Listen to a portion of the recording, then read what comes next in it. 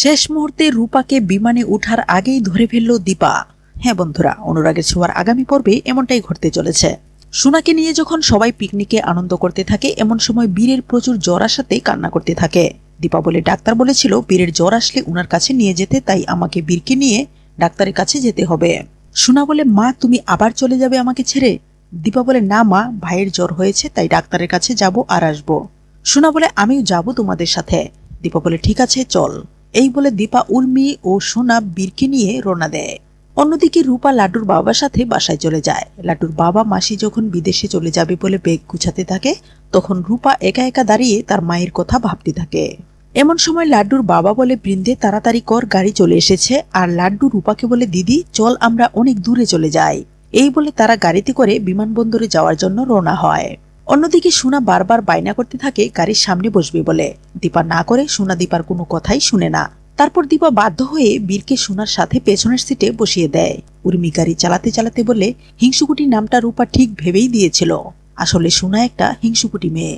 উর্মির কথাতে দীপার আবার রূপার কথা মনে পড়ে যায়, আর এজন্য উর্মি দীপাকে বলে সরি দিদি। ঠিক এমন সময় রূপা গাড়ির জানালার সামনে বসে বাইরের দিকে চেয়ে থাকায় দীপা দেখে ফেলে রূপাকে।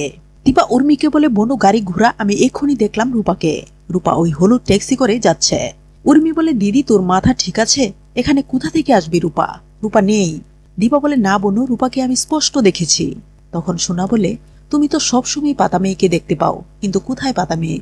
দীপা বলে সত্যিই তো, আমি তো আজকাল সব জায়গায় রূপাকে দেখতে পাই, তাহলে এটাও আমার ভুল হতে পারে। এই বলে তারা চলে যেতে থাকে। অন্যদিকে রূপা লাড্ডুর বাবা মাসি আর লাড্ডুর সাথে বিমানবন্দরে এসে পড়ে। রূপা বলে মা, রূপা চলে যাচ্ছে দেশ ছেড়ে, তবে আবার আসবে রূপা। রূপা বলে ঠাকুর, বাবা, হিংসুকুটি, ছোট দিদি ভাই, কাকাই কাকিয়া, এদের সবাইকে ভালো রেখো।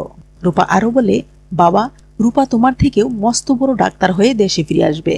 রূপা মায়ের কাছে দেয়া কথা রাখবে। এদিকে সোনার অতিরিক্ত বাড়াবাড়িতে তাদের গাড়িটা আরেকটা গাড়ির সাথে ধাক্কা লাগার হাত থেকে বাঁচাতে দিক হারিয়ে খাদে পড়ে যাওয়ার মতো অবস্থায় আটকে পড়ে। উর্মি জ্ঞান হারিয়ে ফেলে, আর দীপা সুস্থ থাকায় সোনাকে ডাকতে থাকে। তারপর সোনা সাড়া দেয়। সোনা ভয় পেয়ে তার মায়ের কাছে চলে আসতে চাইলে গাড়িটি সামনে এগোতে থাকে, আর অমনি দীপা সোনাকে প্রচন্ড ধমক দেয়। আর সোনার ভাবনা তো একটাই, তার মা তাকে ভালোবাসে না। সোনা বলে মা, তুমি আমাকে ধমক দিলে। দীপা বলে ধমক না দিলে অবস্থা আরো খারাপ হয়ে যেত। দীপা গাড়ির দরজাটা খুলতে চেয়ে খুলতে পারে না। অন্যদিকে রূপাকে বিমানবন্দরে একজন লোক দেখে চমকে যায়, বলে এ তো ওই মেয়েটা যার হারানো বিজ্ঞপ্তি আমি দেখেছিলাম। তাহলে মেয়েটিকে কেউ নিয়ে দেশের বাইরে চলে যাচ্ছে। আচ্ছা ঠিক আছে, আমি বিজ্ঞপ্তিতে দেওয়া সেই নাম্বারটাতে ফোন দিলেই তো বুঝতে পারবো। এমনটা ভেবে লোকটা তাদের কাছে গিয়ে রূপার হাতটা ধরে ফেলে আর বলে দাঁড়াও, তুমি কোথায় যাচ্ছ? তোমার সাথে এরা কারা? রূপা বলে আমার হাতটা ছাড়ুন, কেন এভাবে আমাকে ধরলেন? লোকটি বলে তুমি তোমার পরিবারের কাছ থেকে হারিয়ে গেছ, আর তোমার ছবি দিয়ে তোমার পরিবারের লোকজন বিভিন্ন জায়গায় হারানো বিজ্ঞপ্তি দিয়েছে। এটা শুনে রূপা চমকে যায়। তারপর লোকটি বলে দাঁড়াও, আমি ফোন করছি। এই বলে লোকটি দীপার নাম্বারে ফোন দেয়, কিন্তু দীপা জীবন মরণের পথে থাকায় সে ফোনটা ধরতে পারে না। তারপর রাস্তার আশেপাশের লোকেরা এসে দীপাকে আর উর্মি, সোনা, বীর এমনকি গাড়িটিকে খাদে পড়ে যাওয়ার হাত থেকে বাঁচায়। তারপর দীপা মানুষের সাহায্যে উর্মিকে নিয়ে হাসপাতালে ভর্তি করায়।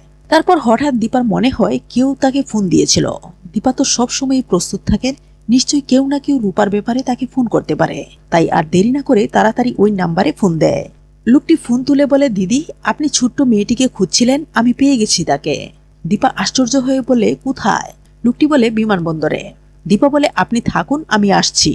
এই বলে দীপা বাড়িতে ফোন দেয়, আর বাড়ির লোকেরা হাসপাতালে আসতেই সে সেখান থেকে বিমানবন্দরের দিকে রওনা দেয়। অপরদিকে লাড্ডুর বাবা ধমক দিয়ে লোকটিকে সরিয়ে সামনে হাঁটতে থাকে।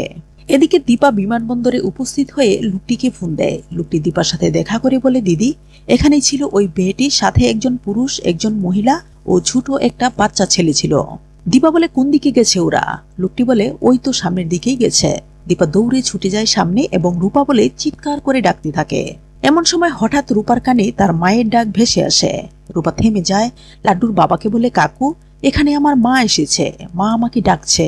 রূপার এমন কথাতে লাড্ডুর বাবা চমকে যায়, কারণ অল্প সময়ের মধ্যেই তারা বিমানে উঠতে যাবে। ফান্টুস বলে রূপা, এসব তোর ভুল ধারণা, চল এবার আমরা বিমানে উঠে পড়ি। এই বলে যেই বিমানে উঠতে যাবে ঠিক সেই মুহূর্তেই দীপা দৌড়ে গিয়ে রূপার হাতটা ধরে ফেলে। রূপা তার মাকে দেখে অবাক হয়ে চেয়ে থাকে। তারপর দীপা রূপাকে বুকে জড়িয়ে বলে মা, তুই কোথায় চলে যাচ্ছিলি? নিশ্চয়ই মা বাবার প্রতি অভিমান করে দেশ ছেড়ে চলে যেতে চেয়েছিলি? রূপা বলে, না মা, রূপা তোমার উপর কোনোদিনও অভিমান করেনি। রূপা বাড়ি গিয়ে জানতে পেরেছিল তার মা বেঁচে নেই, আর এজন্যই রূপা দেশ ছাড়ার কথা ভেবেছিল। রূপা বলে, মা আমি আর কোথাও যাব না তোমাকে ছেড়ে। দীপা খুব খুশি হয় রূপার কথাতে। রূপা ফান্টুসকে বলে, কাকু আমাকে ক্ষমা করো, আমি আর তোমাদের সাথে বিদেশে যেতে পারবো না। ফান্টুস বলে, ঠিক আছে রূপা মা, তুই যে তোর মাকে পেয়েছিস এটাই আমাদের কাছে অনেক বড় পাওনা। দীপা তাদেরকে অসংখ্য ধন্যবাদ জানিয়ে রূপাকে নিয়ে বাড়িতে যাবে বললে রূপা যেতে চায় না। তারপর রূপা বাড়ি থেকে দেখে আসা সমস্ত ঘটনা দীপার কাছে বলে। দীপা রূপার ভুলটা ভেঙে দেয়। তারপর তারা দুজনে বাড়িতে ফিরে যায়। তাদের দেখে বাড়ির সবাই খুবই খুশি হয়। তো বন্ধুরা, তোমরা তো এটাই চাও, এভাবেই যেন দীপা রূপাকে বিদেশে যাওয়া থেকে আটকাতে পারে, আর সেই সাথে সেনগুপ্ত পরিবারে আবার সুখ শান্তি ফিরে আসে। জানিয়ে দাও কমেন্ট করে। ধন্যবাদ।